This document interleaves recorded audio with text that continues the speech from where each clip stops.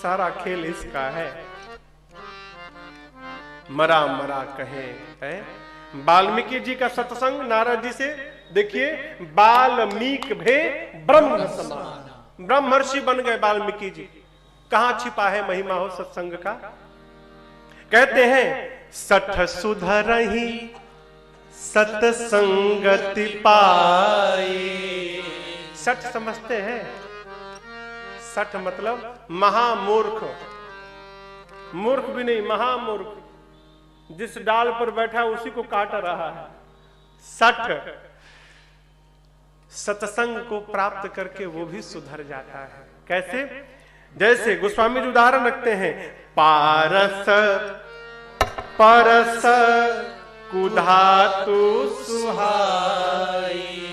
एक मणि है जिसका नाम है पारस मणि। कहा जाता है पारस मणि को लोहे से स्पर्श करा दो तो वो लोहा सोने में बदल जाता है। जैसे पारस मणि के स्पर्श से लोहा सोने में बदल जाता है, उसी प्रकार सत्संग के स्पर्श से 60 से 60 व्यक्ति भी विद्वान बन जाता है। लेकिन यहां एक अंतर है। क्या अंतर है महाराज? पारस मणि लोहे को छूकर सोना तो बना देता है, लेकिन उस सोने को यह गुण नहीं प्रदान करता कि तुम भी आगे जिस लोहे को छुओगे वो सोना बनेगा। केवल वो सोना बनता है, वो किसी को बना नहीं सकता। लेकिन सत्संग जिस मूर्ख को स्पर्श करता है उसको विद्वान तो बनाता है, लेकिन साथ ही ये भी गुण देता है कि तुम भी आगे जिस मूर्ख को सत्संग दोगे, तुम्हारे सत्संग से वो भी विद्वान बन जाएगा। ये सत्संग की महिमा है।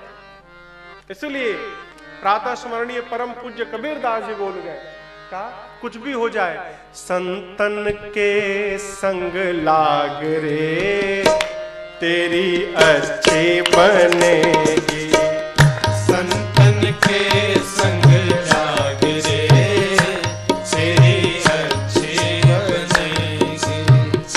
अच्छी बनेगी तेरी बढ़िया बनेगी। अच्छी बनेगी तेरी बढ़िया बनेगी। अच्छी बनेगी तेरी बढ़िया बनेगी। अच्छी बनेगी तेरी बढ़िया बनेगी। और खुल जाएंगे तेरे भाग रे। हाँ, खुल जाएंगे तेरे भाग रे तेरी अच्छी बनेगी।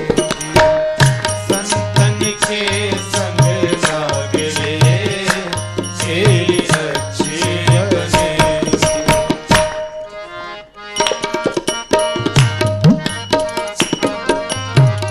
संतन के संग पुण्य कमाई। संतन के संग पुण्य कमाए।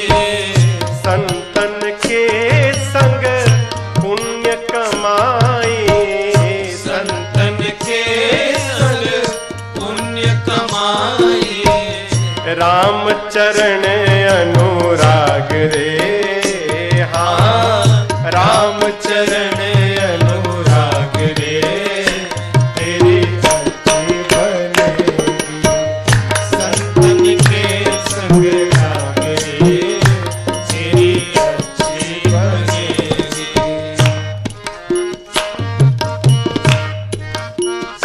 किसकी बनी? ध्रुव की बनी, प्रहलाद जी की बन गई। ध्रुव की बनी प्रहलाद जी की बन गई। ध्रुव की बनी, प्रहलाद जी की बन गई।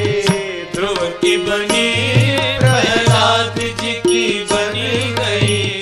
हरि सुमिरन में जाग रे। हाँ, हरि सुमिरन में जाग रे तेरी अच्छी बनेगी। संतन के संग लाग रे तेरी अच्छी बनेगी। क्या होगा? कौवा से तोहे हंस करेंगे, कौवा से तोहे हंस करेंगे, कागा से तोहे हंस करेंगे, कागा से तोहे हंस करेंगे। फिर मिट जाएंगे सब दाग रे, हाँ मिट जाएंगे सब दाग रे। तेरी अच्छी बनेगी, संतन के संग लाग रे, तेरी अच्छी बनेगी।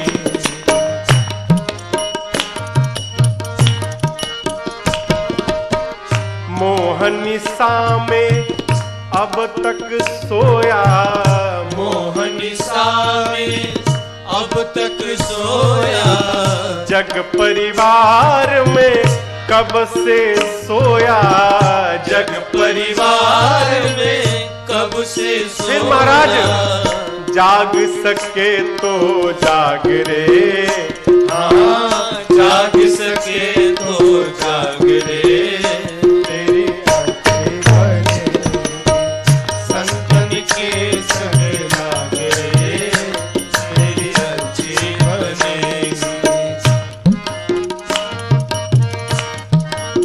संसार में सुत बित लोक ईषणा तीनी, सुख बिच लोक ईषणा तीनी। संसार में तीन प्रकार के ही चाह है, तीन के बाद कुछ नहीं है। पहला सुत, संतति हो जाए, ये पूरा भया तो बित, खूब धन हो जाए, ये पूरा भया तो लोक, लोकेशना, समाज में खूब मान सम्मान बढ़ जाए।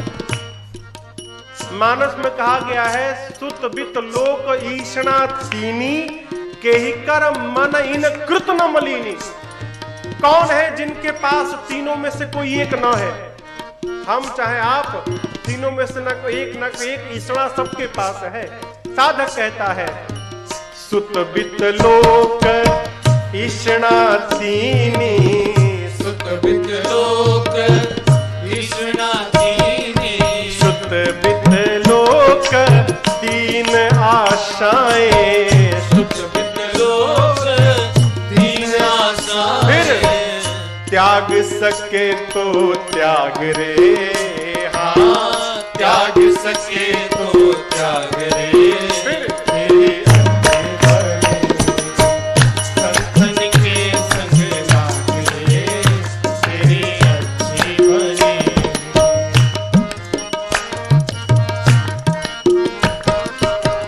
कहत कबीर राम भजन में, कहत कबीर राम भजन में, कहत कबीर राम भजन में, कहत कबीर राम भजन अब में। पाग सके तो पाग रे, हाँ पाग सके तो पाग रे, तेरी अच्छी बनेगी, संतन के संग लाग रे, तेरी अच्छी बनेगी।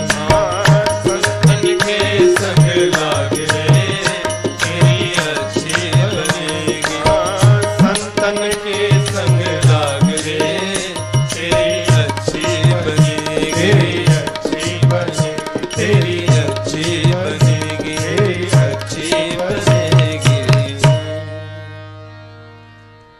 संतन के संग लाग रे, फिर तेरी अच्छी बनेगी।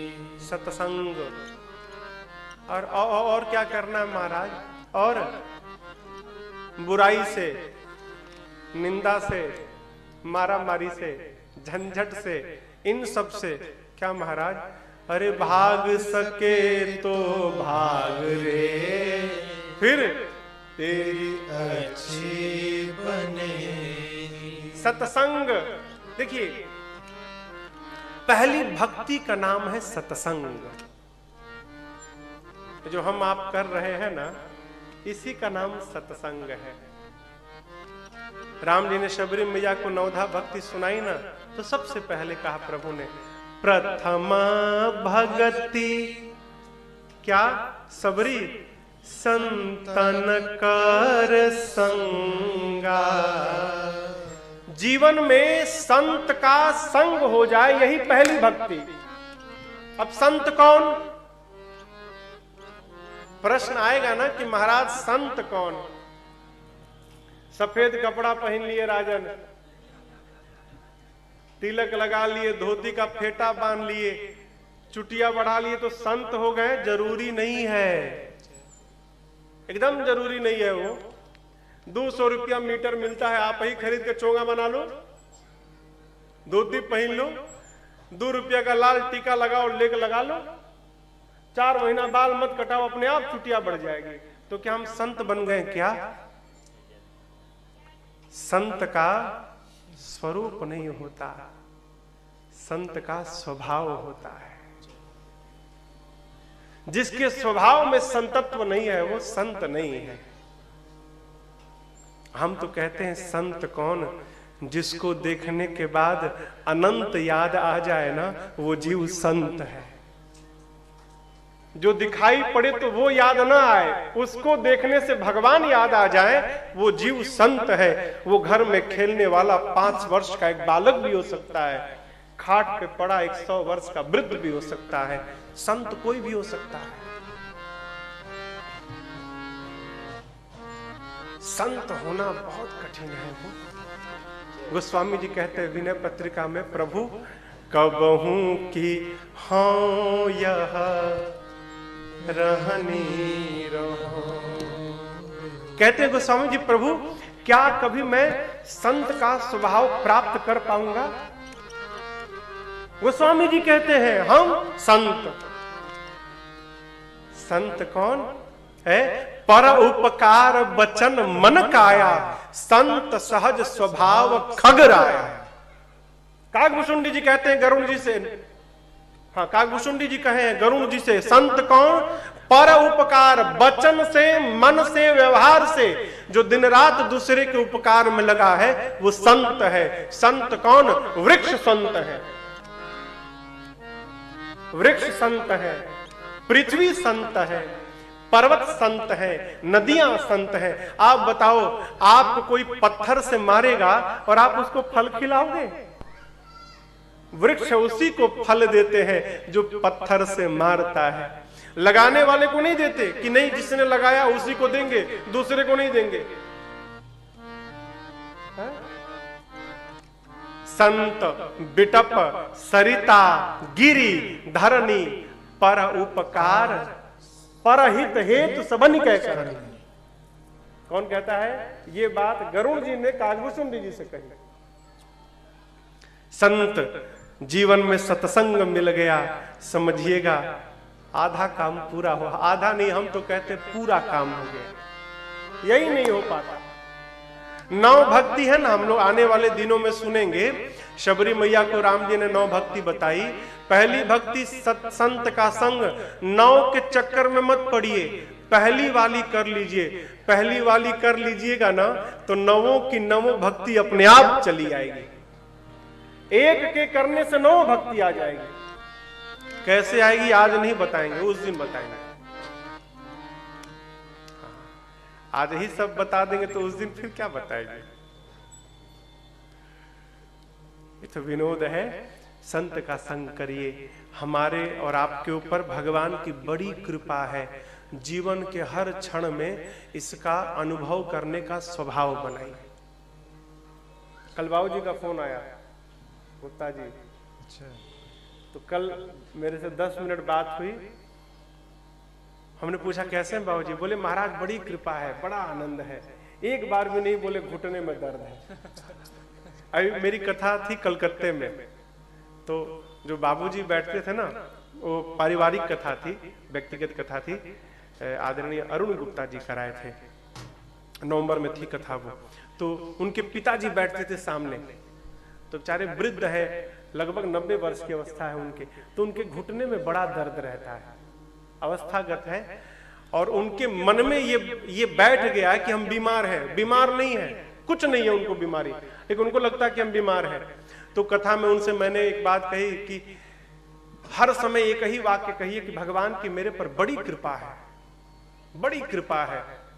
जब बार बार आप कहेंगे ना तो भगवान भी सोचने पर विवश हो जाएंगे, ऐ जितना प्रचार कर रहा है उतनी तो मैंने कृपा ही नहीं की इस पे, झूठे प्रचार किए जा रहा है, ऐ चलो थोड़ी कृपा कर दो। तो नहीं होगी तो कृपा हो जाएगी। और भगवान देते देते थक गए, हमारा पेटे नहीं भर रहा है, जब मिले तभी रो रहे हैं, तो भगवान भी सोचेंगे किस दरिद्र को दे दिया, कितना भी तो रोता रहता है। तो मैंने उनसे कहा बाबूजी हर समय कहिए प्रभु तेरी बड़ी कृपा है। तो कथवा के बाद हमारे पास आए मंच पे, कहे महाराज आपने तो कहने के लिए मना किया है महाराज, लेकिन क्या कहे महाराज घुटने में बहुत दर्द है मेरे। कल पहली बार फोन पे मेरे से बात हुई, लगभग 5 मिनट वार्ता भाई, एक बार भी उन्होंने नहीं कहा कि महाराज घुटने में बड़ा दर्द है। मैंने अंत में मैं वेट करता रहा कि अब बोलेंगे अब बोलेंगे, जब नहीं बोले तो मैंने कहा बाबूजी घुटना कैसा है? तो बोले महाराज वो तो अवस्था है, दर्द तो बना रहेगा, आपने सूत्र पकड़ाया है, किसी से यही कहना है कि भगवान की बड़ी कृपा है, तो मेरे में सत्य में बड़ी कृपा हो गई है। देखिए जितना हम चाहे आप जितना हम अनुभव करेंगे उतना ही अनुभव होगा। मानस की एक चौपाई के साथ अब आज के इस सत्र को हम और आप विराम देंगे। गोस्वामी जी बड़ी अच्छी बात कहे, क्या? आवत एही सर, ये जो सरोवर है ना, यहां नहाने तो आए हैं हम लोग। गोस्वामी जी के यहां आने पर आवत एही सर, अरे बड़ी कठिनाई, बड़ी कठिनाई है महाराज। अब कैसे हम बतावे? अब आप समिति ने महाराज 6 बजे से कथा रखा है, कैसे आवे? हाँ 9 बज जाएगा, 9:30 बज जाएगा, घर में रोटी बनाना है, भोजन बनाना है, कैसे आवे हम? आप बताओ समस्या है कि नहीं है? कल से नहीं होगा, हम तो ऐसी बात कह रहे हैं। घुटने में महाराज दर्द है, हमारा घर बहुत दूर है, कैसे आवे? ठंड का समय महाराज, हमको उधर ठंडी अधिक लगती है। ये क्या, ये कठिनाई है। आगे का सुनिए, राम कृपा बिनु आई न जाई। जब तक भगवान की कृपा नहीं होगी जीव पर, तब तक जीव घर से निकलकर कथा पंडाल में आने वाला नहीं है। ये बात मानते हैं ना आप? जब ये बात मानते हो तो ये भी मान लो प्यारे कि हम लोग तो घरवा से निकल के आकर बैठ गए हैं, इसका मतलब हम पर भगवान की बड़ी कृपा हो गई है। यही तो प्रमाण है, हम आए हैं इसका मतलब हम पर बड़ी कृपा है। कहो इस चौपाई को ना हम लोगों ने थोड़ा सा बदल दिया है आनंद के लिए। गोस्वामी जी लिखे कि आवत एही सर बड़ी कठिनाई, राम कृपा बिनु आई न जाई। हम लोगों ने कर दिया आवत एही सर, अरे बड़ी कठिनाई, और राम कृपा से जे आई न जाए। एक बार जो आ गया हो वो दोबारा यहां से जाने वाला नहीं है। हमसे एक आयोजक ने पूछा महाराज कथवा में भीड़ हुई कि ना हुई? यहां की नहीं, दूसरे जगह की बात में बता। तो हमने उनसे कहा कि देखिए पहले दिन श्रोता को बुलाना आपका काम, दूसरे दिन उस बुलाना फिर आपका काम नहीं, फिर वो मेरे राघव जी का काम है। मेरा अपना विश्वास है जो एक दिन आ गया ना हो वो दूसरे दिन 4 को लेकर आता है, खाली नहीं आता। एक बार जो लग गया नशा मेरे राघव जी की कथा का हो, उतरने वाला है नहीं। इसलिए जय जय राम कथा, जय श्री राम कथा, जय जय राम कथा, जय श्री राम कथा। इसे श्रवण कर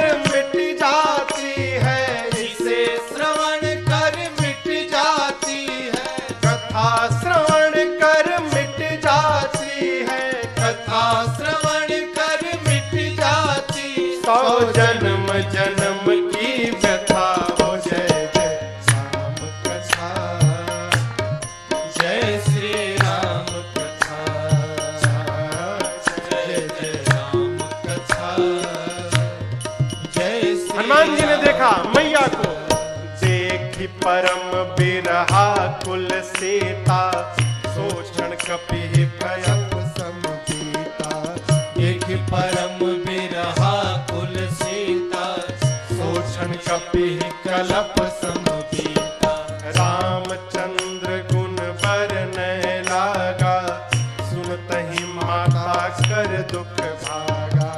रामचंद्र गुण बरने लागा, सुनते ही माता कर दुख भागा, तेरा भी सब दुख भागेगा, तेरा भी सब दुख भागेगा, मेरा भी सब दुख भागेगा, मेरा भी सब दुख भागेगा, मेरी माँ सीता कर जथा हो। जय जय कथा, जय श्री राम कथा, जय जय राम कथा, जय श्री राम कथा, इसे श्रवण कर मिट जाती है, इसे श्रवण कर मिट जाती है, कथा श्रवण कर मिट जाती है, कथा श्रवण कर मिट जाती, 100 जन्म जन्म की व्यथा हो। जय जय राम कथा, जय श्री राम कथा, जय जय राम कथा, जय श्री राम कथा, जय जय राम कथा, जय श्री राम कथा। कथा व्यथा का हरण करती है। आने वाले 9 दिनों तक हम और आप बैठकर इसी व्यथा का हरण करने वाली कथा को श्रवण करेंगे। आज प्रथम सत्र में हमने और आपने राम कथा महिमा को श्रवण किया। कल जनक दुलारी की आरती अवध बिहारी की, लखन सिया जनक दुलारी की, शीस पर कृत मुकुट सोहे सोहे, चंद्रिका की छवि मन मोहे मोहे, लखन सेवा बलिहारी की, लखन सिया जनक दुलारी की, आरती अवध बिहारी की, लखन सिया जनक दुलारी की, कपोलन पेयल के झलके झलके, आसन पे बिजुरी सी चमके चमके, रेख कजरारे नैनन के, लखन सिया जनक दुलारी की, आरती अवध बिहारी की, लखन सिया जनक दुलारी की, धन्य सरयू निर्मल नीरा नीरा, भारत रिपुदलन महावीरा वीरा, चरण सेवा धनुधारी की, लखन सिया जनक दुलारी की, आरती अवध बिहारी की, लखन सिया जनक दुलारी की, जिए जुग श्यामलता जोरी जोरी, बाजोर मन सब माया तोरी